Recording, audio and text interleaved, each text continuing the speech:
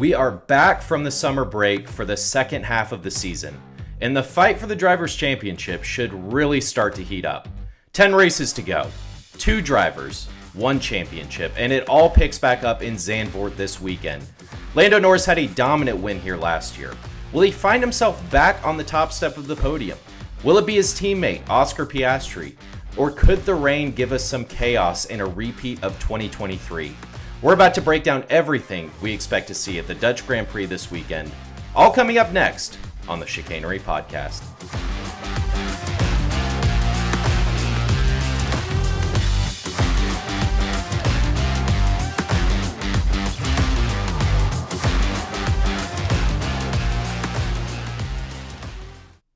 I don't know about everyone else, but it felt like that summer break flew by. A much needed break for the drivers and teams, but it's time to get back at it. This is the penultimate edition of the Dutch Grand Prix, with this track being taken off the calendar after next year. And you understand it. If some European tracks have to go, this one probably makes more sense than others. But it's still a little sad when you have one of the top drivers in the sport like Max Verstappen losing his home race. So let's enjoy it while we can, but for the circuit itself, this is one of the shortest tracks on the calendar, but also one of the most unique, with that 18-degree bank in Turn 3. The good news for us fans is rain or no rain this weekend, we should get a lot of overtakes during the race on Sunday. 73 overtakes in a dry race last year and a record 186 in a wet race in 2023. There's also about a 50% chance of a safety car or at least a VSC. And Pirelli went a step softer with the tires compared to last year's race, which could push teams into a 2-stop strategy. So it should be a fun weekend.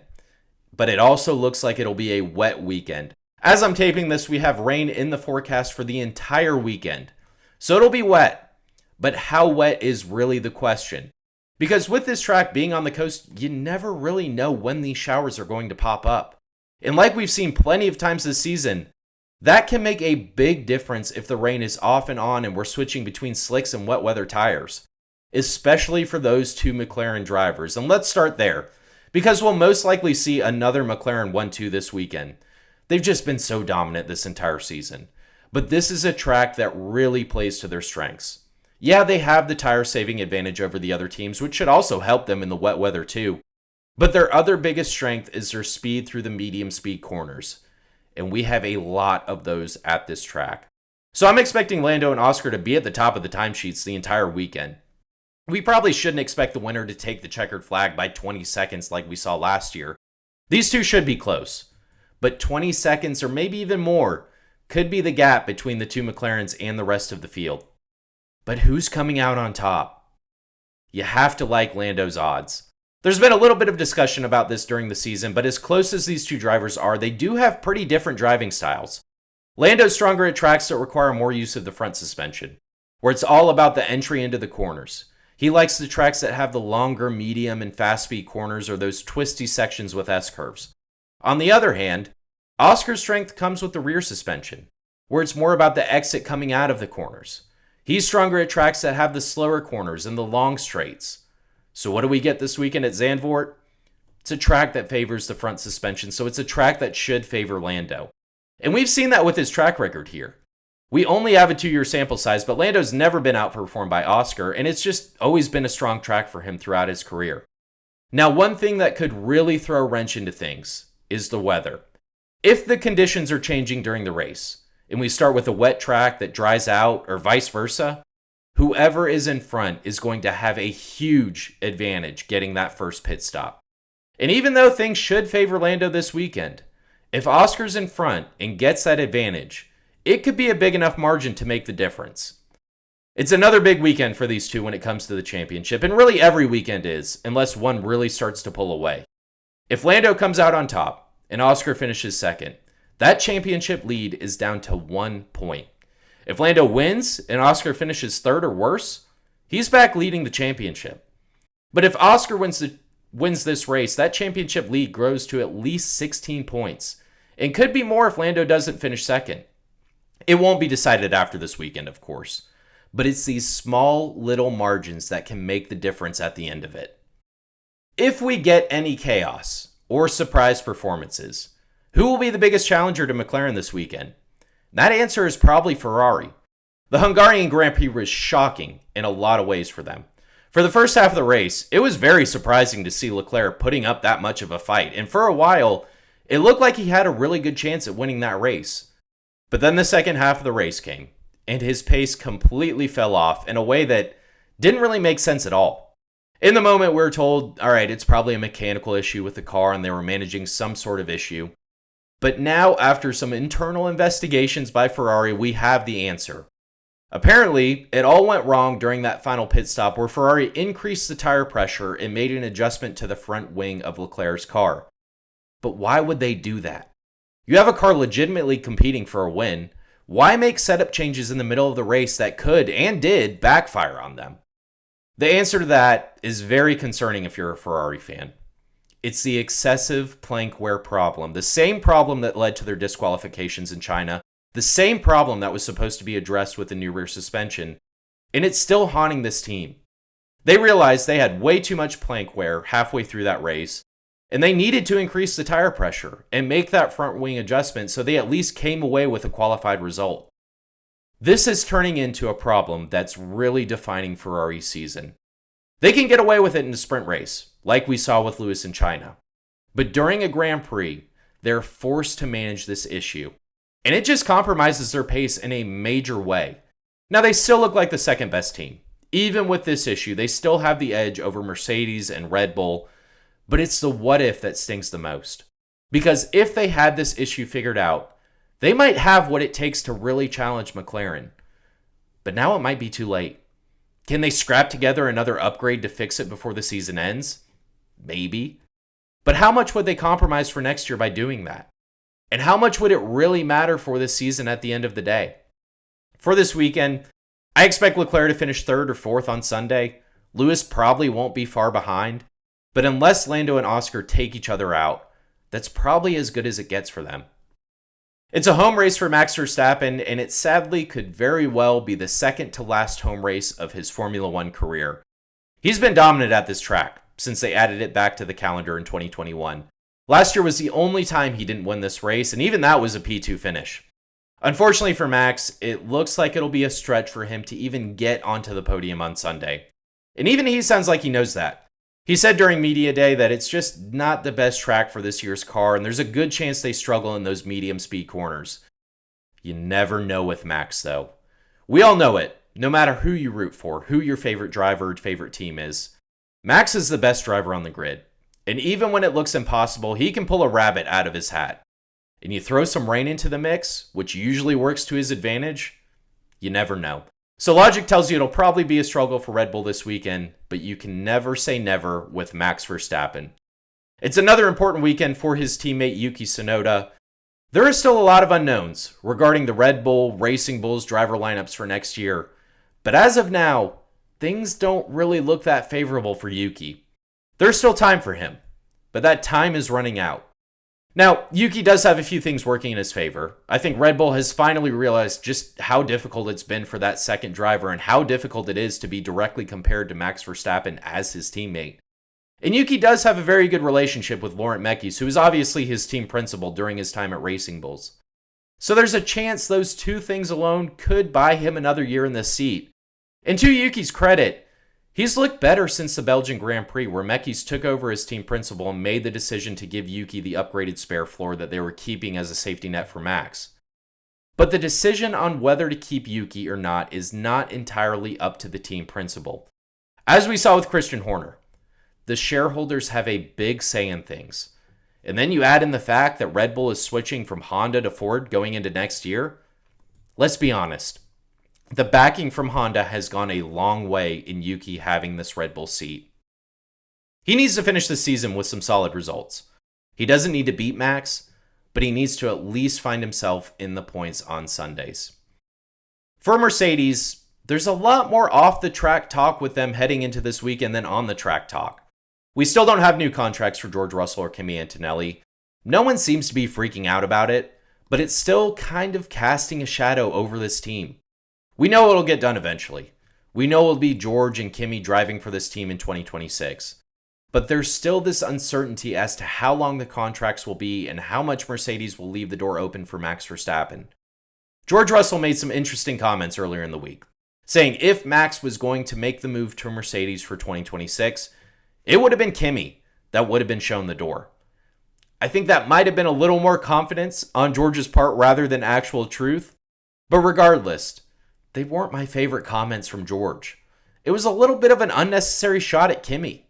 And again, I don't know how much of this is truth to what he said, but for the first time, we're seeing a little bit of tension between these two drivers. Not a lot, but a little something.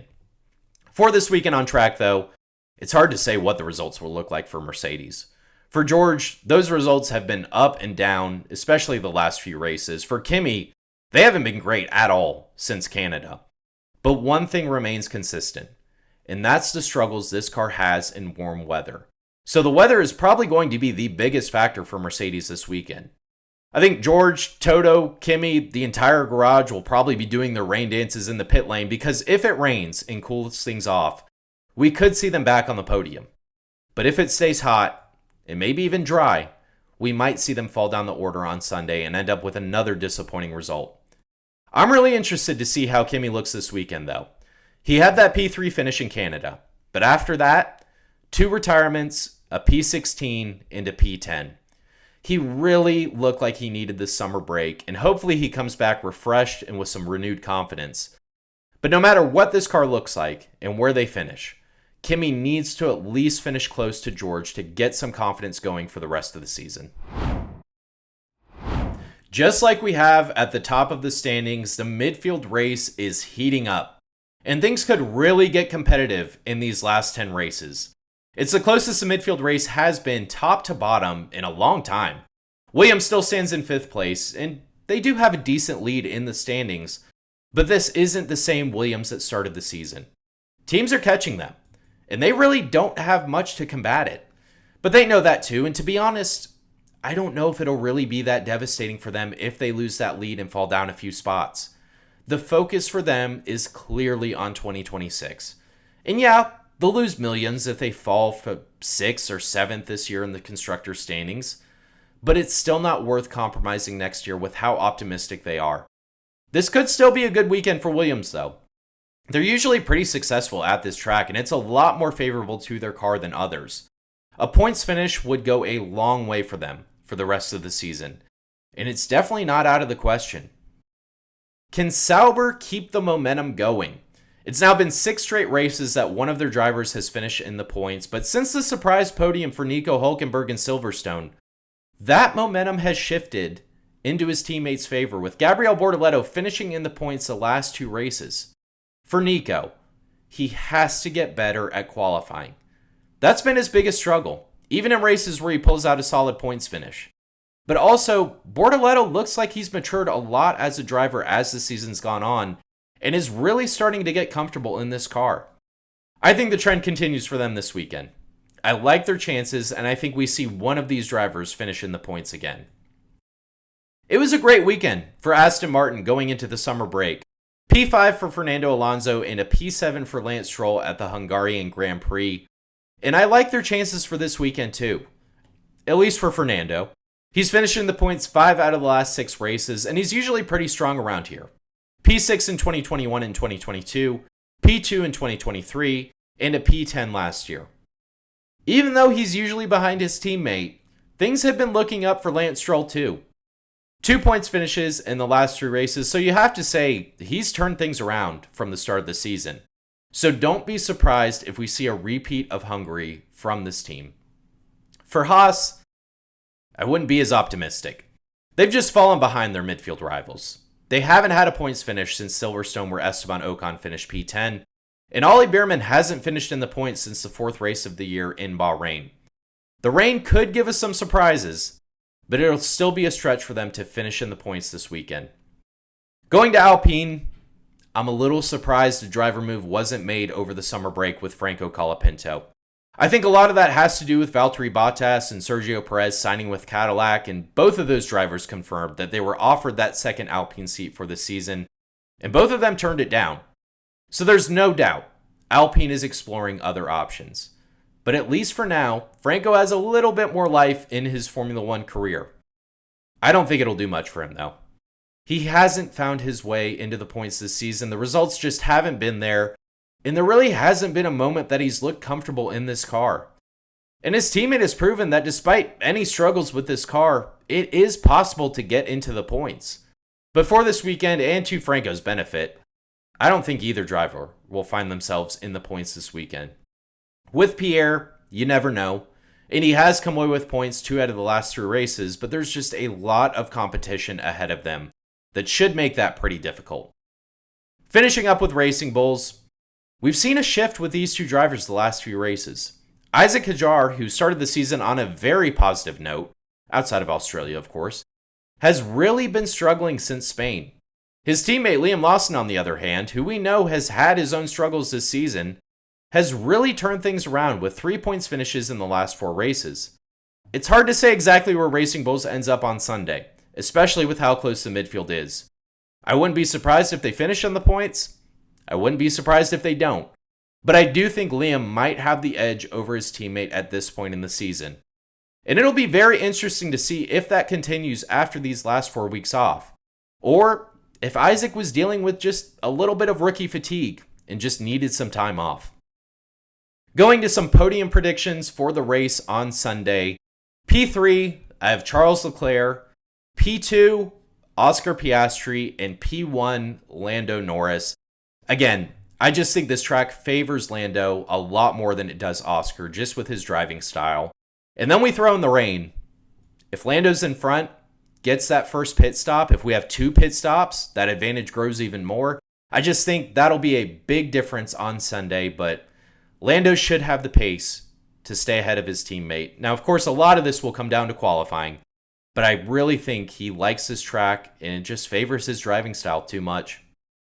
Going past the McLaren drivers, I think Leclerc probably finishes P3. Again, he's just consistently been ahead of his teammate, Lewis Hamilton. And Lewis's spirit, maybe that's fixed over the summer break, seems a little bit broken. And seems like he's just very discouraged at this point. And there's still some issues with team chemistry or with the car setup, whatever it may be. But Leclerc has the advantage over him. And Ferrari looks like the second best car. So I've got Leclerc in P3. Behind that, I think I like Max Verstappen. Again, it's his home race. He always he pulls everything out of this car. And even though the car is going to struggle, most likely this weekend, he's probably going to do another miracle and put this thing up into the top 5. Behind that, George Russell, Lewis Hamilton, probably a mix between those two, swapping those positions. We'll see how that plays out. After that, probably Kimi Antonelli. I'm hoping we see Yuki Tsunoda after that and he gets a good result with the racing or with Red Bull. But you never know what midfield team might sneak in there. Before I finish up, I want to touch on some news we got this weekend with Cadillac announcing their driver lineup for 2026. Sergio Perez and Valtteri Bottas will be driving those 2 cars for next year. I think it was the right move for Cadillac. There's a lot of discussion of do they go younger with a Jack Crawford, someone else in F2, maybe dip into other racing series to get somebody.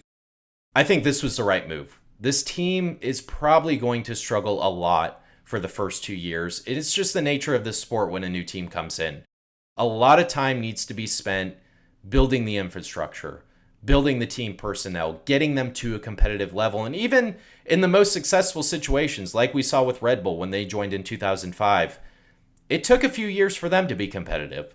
So it's going to be a patience game for Cadillac. And in that situation, do you want to bring in a rookie driver who doesn't have any experience, who's going to be eager to prove everything they can? Or do you want to bring an experienced driver? And 2 drivers who have been on championship winning teams, Sergio Perez with Red Bull, Valtteri Bottas with Mercedes, who know what it looks like to build a championship winning team and can offer a lot of insight into that. Another important factor too, of course, sponsorships. Both of these carry huge sponsorships with the respective countries. But also, Martin Brundle brought this up, and it's a very good point. The financial situation is going to be tight for the first few years. Do you want an experienced driver in there who knows how to drive a Formula One car? Or do you risk putting a rookie in there that's probably going to crash more often than not? Again, it just seems like the right move for Cadillac to go with these 2 drivers. And I'm excited to see them back on the grid, especially after how it ended for both of them. Not really the end, especially for Sergio Perez, not the ending he wanted to his Red Bull tenure. And Bottas, those last few years at Sauber and Alfa Romeo, wasn't really great for him. So good to see them back on the grid, and good to see Cadillac make this move. Some other driver news too. Again, I touched on it earlier, but there's still a lot of up in the air as to what this Red Bull and Racing Bulls driver lineup will look like for next year. I think the most likely situation, Max Verstappen, of course, in that Red Bull seat. I think Isaac Hadjar, as much as he doesn't want to, is going to get bumped up to that second Red Bull seat. And Liam Lawson will probably be stuck at Racing Bulls, and I think they're going to bring up Arvid Lindblad up from Formula 2 and put him in that second Racing Bull seat. There's some discussion. Is it going to stay the same? Is Yuki Tsunoda going to, stay in that Red Bull seat? Again, it's a big factor that they're losing the Honda deal and moving over to Ford for next year, and Yuki's losing that backing, which has gone a long way in him being in the seat. But also, too, the performances haven't been there, and he really needs to turn things around if he wants to be kept in the seat, but I just don't see it happening at this point. There was some talk also over the summer break about Alex Palou coming over from IndyCar. You never know. I think that's more of a rumor and just one of those stories that's been floated out there rather than being any truth to it. And everyone involved in that camp seems to kind of be turning that down and kind of muting those rumors a little bit. So we'll see how it works out with Red Bull and Racing Bulls. But again, I think most likely Max Verstappen, Isaac Hadjar in Red Bull for 2026, Liam Lawson, Arvid Lindblad in Racing Bulls for that season too. All right, that'll do it for today's episode previewing the Dutch Grand Prix. Crossing my fingers, hoping I'm not jinxing anything, but I think we're in store for an exciting weekend in Zandvoort. The rain, of course, will play a huge factor. Probably add some chaos to the mix too.